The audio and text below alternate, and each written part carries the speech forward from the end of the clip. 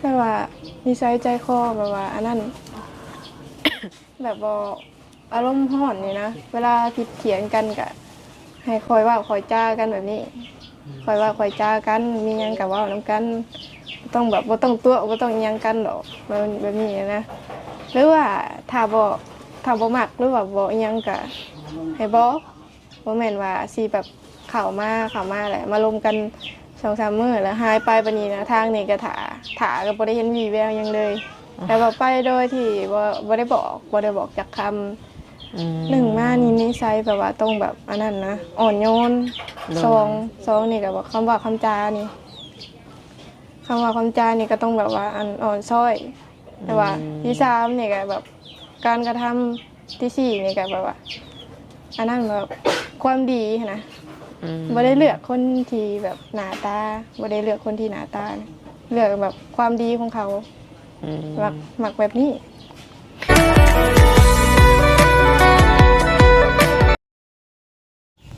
สบายดีสวัสดี FC เบอร์ทุกคนเด้อ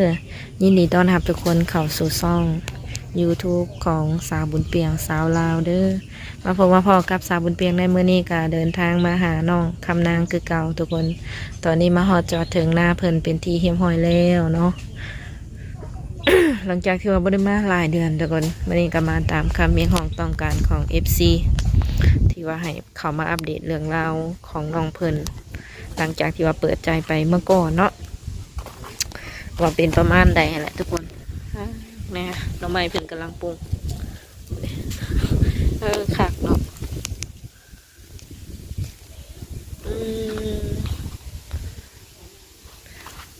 น้องใหม่นอนต่อกันหลายๆทุกคนเลยเดียวที่อันถ่ายให้เบิ่งคร่าวๆเนาะผู้ไผ่น้องกำลังรบกะอยู่ผู้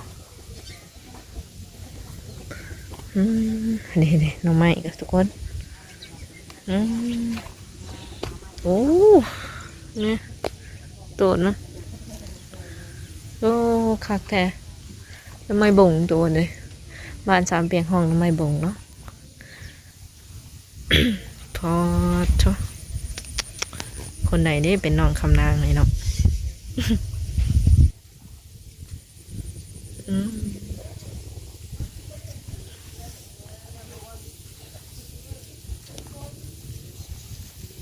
โอเคทุกคนเดี๋ยวก็ขออนุญาตอันสัมภาษณ์น้องคำนางเปิ่นก่อนเนาะเกี่ยวกับเรื่องราวต่างๆของเปิ่นอะไรทุกคน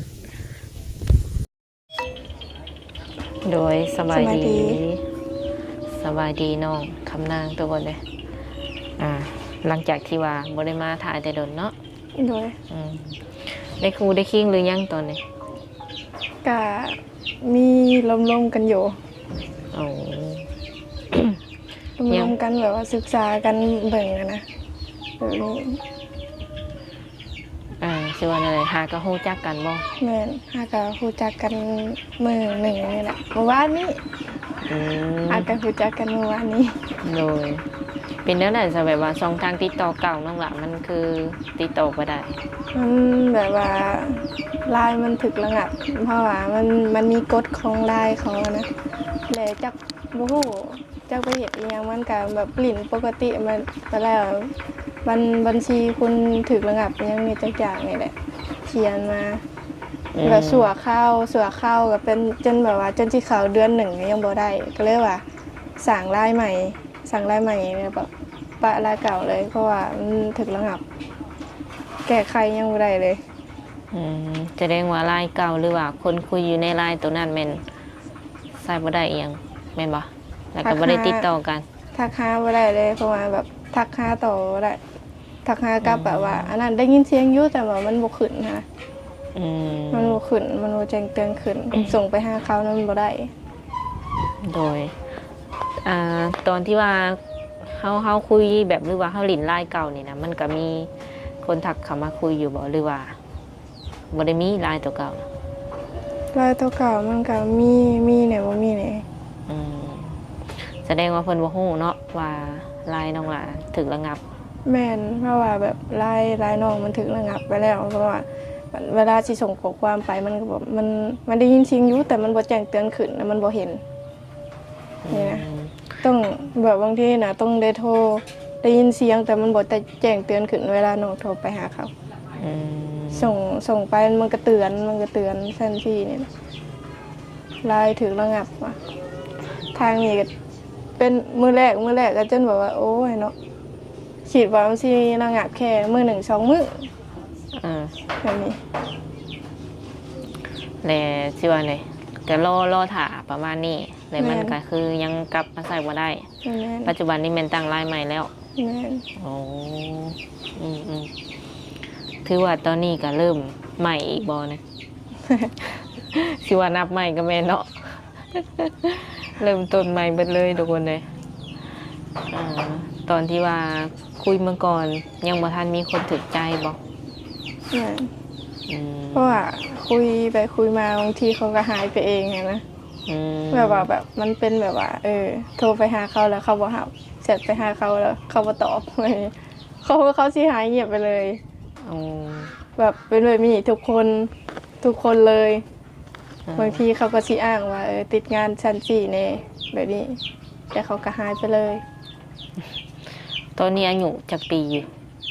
21 21ปีแล้วเนาะ โดย อืมถามคืนเพื่อว่า FC ใหม่ว่าซั่นซะเนาะ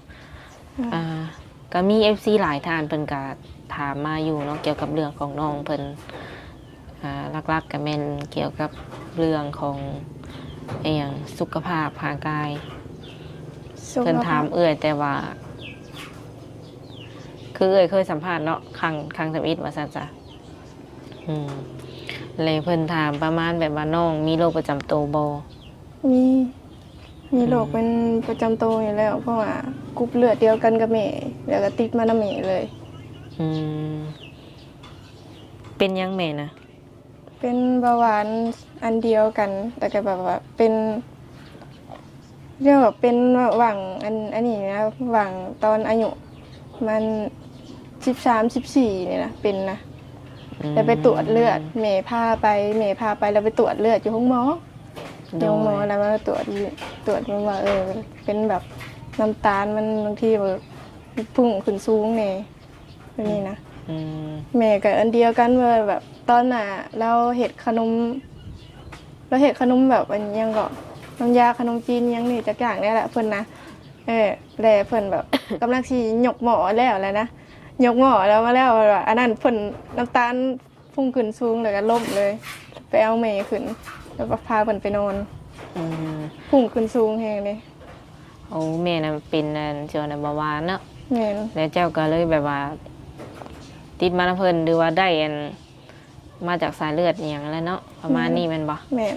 แล้วเจ้าก็เลยเป็นเบาหวานตัวนี้ เลย แล้วก็นอกจากเบาหวานนี่มีอย่างอื่นอีกบ่ที่ว่าแบบเฮาเป็นจังซี่นะ ก็แบบว่า1มาเบาหวาน2มาลำไส้มันแบบน้องเป็นคนที่ว่ากินแบบพวกปลาแดกนะหมักปลาแดกมักกินพวกปลาแดกปลาล่าอหยังนี่นะแบบพวกแบบของมักของข้าวของแบบของดองเนี่ยของเผ็ดของเค็มมักกินนะ โดย มากของแบบของเผ็ดของเค็มของแบบของมักของดองมักแห้ง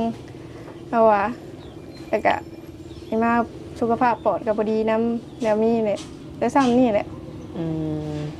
อันนี้คือแบบว่าไปกวดไปหยังแล้วแม่นบ่ แม่นแล้วก็ไปแบบว่าอันนั้นไปเอ็กซเรย์เบิ่งในบ่งปอดนี่นะไปเอ็กซเรย์เบิ่งในบ่งปอดนะมันแบบปอดมันแบบมันสุขภาพมันบ่แบบปอดมันบ่แข็งแรงนะว่าซะปอดมันบ่แข็งแรงแล้วลำไส้มันแบบมันมีพวกอันนั้นพวกแบบว่าอัน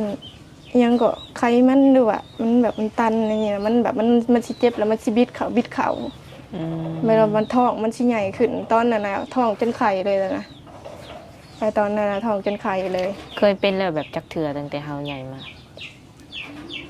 อันนี้ลำไส้นี่ก็เป็นแต่เถื่อเดียวตอนนะแบบไห้ห้องท้องแตกเนี่ยมันเจ็บแฮงเลย นั่นแหละเนาะแบบ FC เพิ่นก็ถามประมาณนี้ว่าน้องเพิ่นสิว่าไดมีโรคประจำตัวบ่เนาะเพราะว่าตั้งแต่สัมภาษณ์ก็จื้อได้ว่าน้องอย่างเป็นกระเพาะเนาะตอนที่ว่ามาสัมภาษณ์แรกๆแม่นบ่ แม่น คลิปแรกอะไรทุกคนเลยก็จื้อแต่เท่านั้นเนาะ วันนี้ก็เลยมีโอกาสเข้ามาอัปเดตหรือว่ามาเปิดใจให้น้องเปิดใหม่ก็ถามอีกว่าซั่นซะเพื่อว่าความเคลียร์เนาะ นะ โดยเปิดใจรอบนี้นี่แบบอยากได้ผู้บ่าวทางใดเนี่ย ว่าฝั่งไทยก็ได้ต่างประเทศก็ได้เบิด อืม บ่เลือก แบบว่าผู้บ่าวไทยบ้านใกล้ๆก็เอาบ่ ก็บอกปันได้เพราะว่าแบบอันนั้น หมักทางหมักนะหมักหักแบบห่างใกล้นะแบบว่าหักทางไกลหมักนะ อืม หักใกล้ๆบ่เอาเพราะว่าเวลาอยู่ไกลกันมันคิดฮอดกันไว้เนี่ยนะ อืมอยากได้คนที่ว่าอยู่ไกลเนาะไกลจากตัวเอง คัน หมั ว่า กแล้วนั่น อืมเป็นอะไรพอได้คิดฮอดกันสิบ่ หรือว่าอยากไปอยู่ไกลๆนะเพิ่น กะแบบว่าอันมันก็ยังว่ามันยังบ่เจอคนที่ใช่นะ อืมและคนที่แบบว่าเพิ่นสิเข้ามาคุยกับเฮานี่นะเอาความจริงนี่แบบว่าคุยได้สูงสุดประมาณจักปี อายุเพิ่นนี่รับได้สูงสุด สูงสุดอ่ะบ่เกิน70ประมาณ60เนี่ย โอ้ สูงสุด เอา ประมาณนี้ เอา60ลงมาสิบ่ แม่น60นะแบบว่าบ่มันบ่เกินฮอด70หั้นนะ อืม ประมาณ60 50นี่นะ40นี่เนี่ย อืม สูงสุดน่ะก็คือ60ปลายนี่นะคุยได้ อยู่ในแบบว่าประมาณนี้นะแม่นรับได้ แม่น แบบได้ก็เอาบอกแบบว่าชิโลโบโลหรือจังไรก็เอา เอาเบิดเพราะว่าแบบเลือกคนที่แบบนิสัยและการกระทำดีอะนะ อืมลักๆนี่อยากได้แบบ คิดว่าอยากให้เพิ่นแบบเป็นคนประมาณใดนิสัยใจคอ แต่ว่านิสัยใจคอแบบว่าอันนั้น แบบบ่อารมณ์ร้อนนี่นะเวลาผิดเถียงกันก็ให้คอยว่าคอยจ้ากันแบบนี้คอยว่าคอยจ้ากันมีหยังก็เว้านำกันบ่ต้องแบบบ่ต้องตัวบ่ต้องอิหยังกันดอกแบบนี้นะหรือว่าถ้าบ่มักหรือว่าบ่อิหยังก็ให้บอกบ่แม่นว่าสิแบบเข้ามาแหละมาลมกัน 2-3 มื้อแล้วหายไปบัดนี้นะทางนี้ก็ถาก็บ่ได้เห็นวี่แววหยังเลย แต่ว่าไปโดยที่บ่ได้บอกจักคำ อืม หนึ่งมานี่นิสัยแบบว่าต้องแบบอันนั้นนะอ่อนโยน โดย สองนี่ก็แบบคำว่าคำจานี่คำว่าคำจานี่ก็ต้องแบบว่าอ่อนช้อย แต่ว่าที่สามนี่ก็แบบการกระทำที่สี่นี่ก็แบบว่าอันนั้นแบบความดีนะ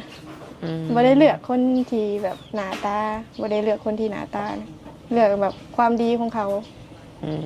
หมักแบบนี้ เน้นที่นิสัยใจคอเนาะ โดย อืมบัตตู้ของน้องเองเป็นคนนิสัยประมาณใด นิสัยนะ แม่ ประมาณแบบ คิดว่าตัวเองเป็นคนจังใด อันไปเห็ดมาถึกใจแล้วก็ให้ ต้องเห็ดเองเลย เออ เห็ดอิหยังแบบว่าให้นี่แหละเห็ดอิหยังแบบบ่ถึกใจหรือว่าบ่ไหวหั้นนะหรือว่าเห็ดหรือว่าแบบเห็ดอย่างอื่นหรือว่าเห็ดเวียกเฮ็ดงานในเฮือนนี่ก็เห็ดบ่ทันใจละให้เขาบางทีก็ให้น้องเห็ดเวียกซะไปเห็ดเอง แบบนี้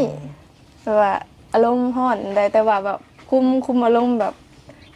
บ่ไปลงที่แบบแฟนหรือว่าผู้ว่าเจ้าของหั้นนะ อืม แบบนี้ ค่อนข้างเป็นคนใจฮอด แม่น หายไว ให้ไวแต่ว่าเศร้าไวเนี่ย โอ้ โดย ให้ก็ให้ก็บ่ได้แห้งก็บ่ได้ว่าคำหยาบนะว่าแบบให้แบบว่าแบบอันนั้นว่าแบบคือหวานๆนี่แหละคือบ่ได้ให้แม่ อืม ยามให้แล้วบ่ได้ว่าคำหยาบ โดย พยายามให้นะแบบเป็นคนที่ใจร้อน แต่ว่าเก็บอารมณ์ตัวเองแบบไว้อยู่แบบบ่ให้ไปลงใส่คนอื่นนี่ประมาณนี้หรือว่าบ่ไปลงสิที่แฟนตัวเองอะนะแบบนี้ เขียนง่ายหายไวใครอยู่เนาะ แม่ โดยส่วนสูงเท่าไหร่อันนี้ 60ปลาย โอ้ ผมเป็นยาวยาวแต่คนตัวจริงเนาะ ตั้งแบบว่าจงแต่จักปีอันนี้ค่ะ จ่งแต่22 23เนี่ย เป็นคนมักแบบนี้บ่มักแบบว่าผมยาวมักจงผมยาวจังซี่บ่ แม่นถ้าตัดก็คิดฮอดผมตัวเอง เพราะว่าสิว่าเนี่ยตัวจริงเพิ่นเป็นคนคิงบางห่างน้อยเนาะ น้อยแฮงบ่ได้ชูกินข้าว โอ้น้ำหนักอยู่ที่เท่าไรตอนนี้ 40เท่าไหร่สัก46พอลงมาแล้วเพราะว่าน้ำหนักลงบ่ได้สูบกินข้าวเด้บางมื้อมันบ่มีแนวกินก็อันนั้นก็เข้าไปกินอยู่เพื่อนกินบางทีกินข้าวมื้อละคาบแต่ก็แล้วแบบนี้ อันน้องนอนนี่นอนอยู่ไสซะ นอนอยู่นานอนอยู่เทิงมันมี2ชั้น โอ้บ่ได้นอนอยู่ในอยู่อันเฮือน แม่น คือย้ายออกมาอยู่พี่แล้วบ่ แม่นย้ายออกมาอยู่พี่เพราะว่าอันนั้นทางนี้ก็ดำนาเด้ออกมาดำนาซอยเขาดำนาแบบว่าอันหน้าทางเพื่อนเนี่ยหน้าทางแบบนาบ่าวนาไผ่เนี่ยอันนี้ เฮ็ดน้ำกัน เห็ดน้ำกัน หรือว่าตั้งมาซอยละล่าซื่อ เห็ดน้ำกันทันได้บอกว่าอันนั้นถ้าคล้ายกับอันกะว่าน้ำกันว่าสิคล้ายตักสอบกะว่า อืม กะเห็ดว่ากินน้ำกันนี่แหละ คันสิว่าแล้วก็แบบคันไปเฮ็ดธุรกิจก็เป็นหุ้นส่วนกันเนาะ อันนี้ก็คือการเฮ็ดน้ำกันทุกคนเลยถือว่าทงนี้นี่แม่นว่าสำเร็จแล้ว แม่นเพื่อแต่หน้าบ้าน หน้าใกล้บ้านเองป่ะนี่ แม่น รวมๆแล้วนี่ประมาณจักคนแบบว่าเฮ็ดให้ใส่หน้า มัน7-8 คนนี่แหละหน้า2 ถุง โอ้คือแบบว่าทงนี้เฮาเฮ็ดนี่ประมาณจักมื้อซั่น ตรงนี้ประมาณ2 ถิดไปนี่แหละแล้ว ไม่เนาะ 2 ถิดไปหรือว่า3 ถิดนี่แหละเพราะว่าเขาแบบดำหน้าเขาน่ะสลับกันไปสลับกันมาเด้เดี๋ยวก็ดำถงนั่นเดี๋ยวก็ดำถงนี่นี่นะ ฮอดบ่100แบบ100 200แต่ละ ฮ ปี อดเดี๋ยวบ่ฮอด200ประมาณ100ปลาย กระสมก็ว่าเฮ็ด2บอลหรือว่า2ธงอยู่เนาะทุกคน เนี่ย แล้วเรื่องแบบว่าเวียกเคลื่อนเวียกซ่านน้องหลานก็เฮ็ดเป็นอยู่บ่ เห็ดเป็นวัตถุกอย่าง เพราะว่าอันนี้ก็ได้แต่ถามเนาะเพอมาเธอใดบ่เคยถ่ายทำให้อัน FC เพิ่นเบิ่งเบิ่งทรงแบบสิเฮ็ดเป็นอยู่บ่กับข้าวกับน้ำเพิ่นว่าประมาณนี้อะนะเบิ่งคนน่ะนะ เห็ดเป็น โอ้ บางทีมาถึกมือก็เห็นอันเห็ดเวียกบางทีว่ามาบ่ถึกมือก็บ่เห็นนอนอยู่ในเป๋ อืม อันนี้แนวใดตั้งเฮ็ดตัวเองให้ว่างเพื่อที่ถ่าเอื้อยบ่นี่หรือว่าจังได๋ ถ้าเอื้อนมาหาได้บอกว่าเห็ดเวียกอันไว้แล้วบ่เลย อืม ล้างห้องน้ำมันนี่กันอันนั้นแล้วก็ปัดในหม่องตาราง อืม ก็จะบอกว่ากู้เครื่องเพราะว่าจักเครื่องไว้กู้เครื่อง โดย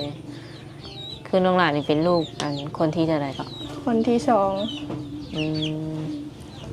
คันว่าแบบเพิ่นให้ไปอยู่เพื่อนอยู่ซ่านนำกะสิไปอยู่บ่ในความคิด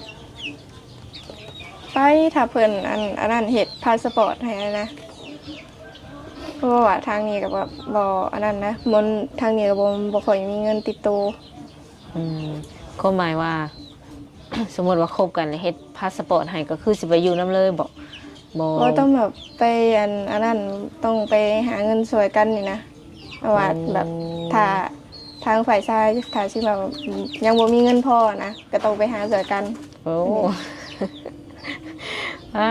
เธอแสดงว่าอยู่แบบว่าสิว่านี่อยู่กินน้ำกันก่อนแล้วก็สิไปหาเงินซอยกันในความคิดของน้องนะ หรือว่าอันนั้นอยู่คนละบ่องก็ได้แบบว่าอันหาเงินสวยกันเอาไว้มาแต่งกันอยู่แล้ว ถามว่า อันนี้คือถามว่าเพิ่นบ่มีเงินเนาะในความคิดน้องอันนี้แม่นเจ้าจะแบบ ลงไปหาเงินซอยเพิ่น เนี่ย โดยการแบบอยู่คนละบอนแต่ว่าหาเงินซอยกันสิบ่ เนี่ย คาดว่าเพิ่นมีเงินพร้อมแต่งเลยได้ซะ ก็ได้อันนะก็บ่ติดหยัง อันสิเอาเลยแบบบ่ต้องเบิ่งโดนบ่ เบิ่งไปนี่แหละเพราะว่าอันนั้น โดย ต้องเบิ่งนิสัยใจคอกันฮะนะ อืม เบิ่งนิสัยใจคอกันก่อนแล้วเพราะว่าฮู้หน้าบ่ฮู้ใจหั้นนะ อืม แบบนี้ฮู้หน้าบ่ฮู้ใจเพราะว่าอันนั้นเอากันไปบอกว่านิสัยเขาเป็นแนวนั้นนี่นิสัยคือเด็กน้อยเห็นได้เลยซะอันนี้ก็เอาไปแล้วมันปะบ่ได้ ก็แล้วแหละ อืม บางทีเขาถูกตีเฮาบางทีอัน ทารุณกรรมมาได้ซะแบบเฮ็ดได้ได้สิปะก็บ่ได้ ย่านเบิ่งหนังหลายอยู่ สิตีที่ขาเอายังบ่พูดเลย ผมยันจะเบิ่งหนังหลายอยู่นี่นะ ยันติดหนังติดซีรีส์หลายจะเห็นข่าวหลายเป็นบ่ เฮ็ดข่าวละ คิดไปแม่นคิดไปต่างๆนานาทุกคนเอ้ยเนาะมีฮอดทารุณบุญวะ